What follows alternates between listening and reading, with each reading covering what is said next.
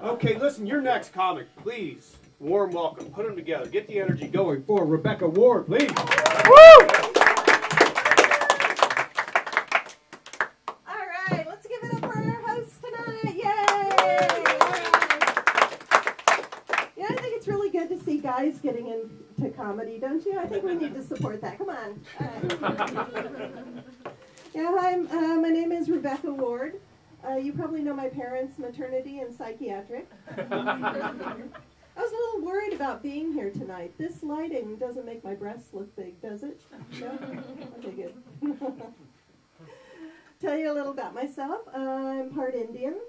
I'm part Indian, but my husband isn't. So every time we play Monopoly, he tries to get me drunk and steal my properties a little bit at a time.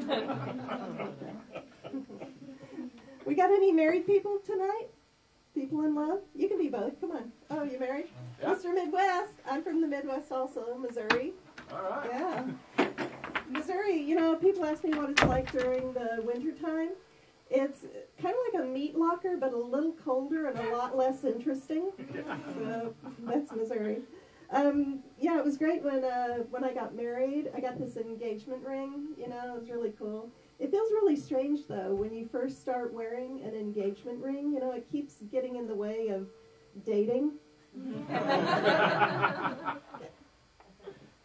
Before I got married, I was dating a lot of really strange guys. I dated a lot of younger guys until I realized they were just using me to get into R-rated films.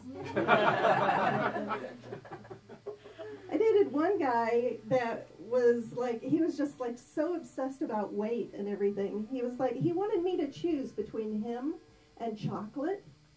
How many of you think I should have picked the chocolate? Huh? Okay, now just the women that are 3 days into PMS. How many of you think I should have? Okay, let's go kill men. Come on. I think it's okay if you, you know, if you have the chocolate and everything. But you know, I try to go work it off and go to the gym.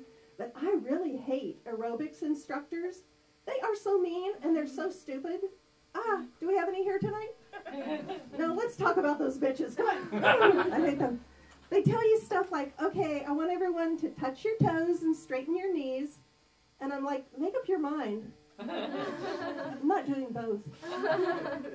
So now I just take Supreme Court aerobics. You spend the whole time leaning to the right. Hey, there's a nice ceiling here. You know who thinks I'm stupid is car mechanics. My car mechanic told me, you need to rotate your tires.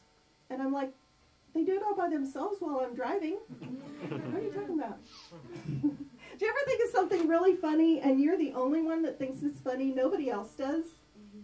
I call that my act. So do you suppose anybody at NASA has ever been fired for staring off into space?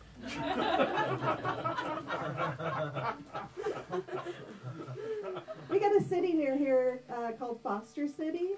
Do you suppose anybody at Foster City ever goes outside and yells, "You're not my real city"?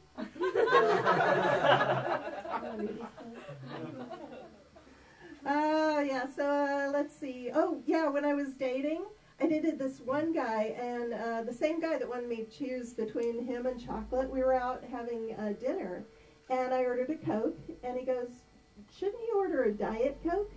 It was like really loud, and I was like, do you ever think of ordering a penis enlarger? Huh? You know, when I go out on dates, I have to wear these high heels. I really hate them, too. These are my, like, comfy high heels. I hate wearing high heels. I walk down the street and go, I'm on a date. They hurt. Ow, ow, ow, ow, ow. Do you think a guy would put his foot in something like that just to get laid? Yes. Yes, of course. That's a silly We're question. guys. A guy would put his foot in a bear trap to get laid, I think. I think we all know that. Things are just not fair. You know, there's a Playboy channel on TV, but there is no Playgirl channel. Besides Lifetime, I mean.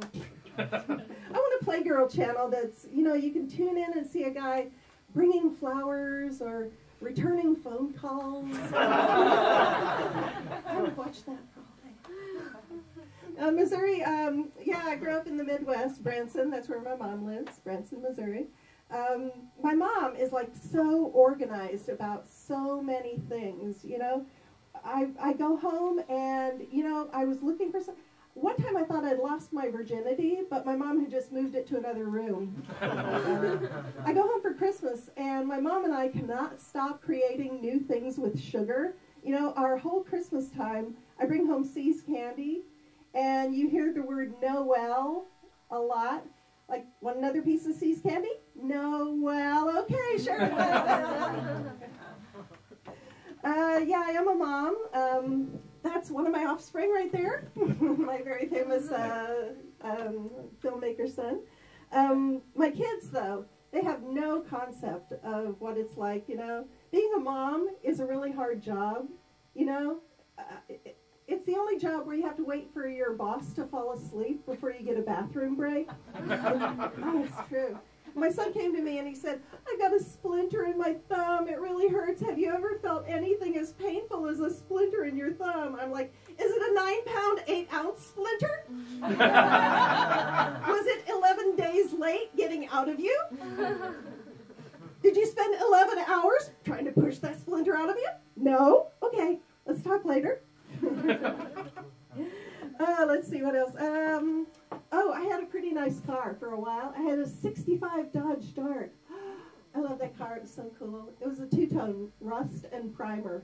I knew my car was a girl because once a month it throws a fit, demands attention, and breaks down. I love that car. It would get like 17 miles to the gallon of oil. I would spend my weekends replacing parts on this car. Everything was falling off of it. You know, I'd drive down the freeway, and it thought it was in a conga line, like dun dun dun dun dun dun. It was just, and I'd go back and have to pick up parts and put the whole thing back together. By the time I sold it, it was a 1990 Dodge Dart because I had just replaced everything. And the only station that was on the radio was a country music station. You guys like country music?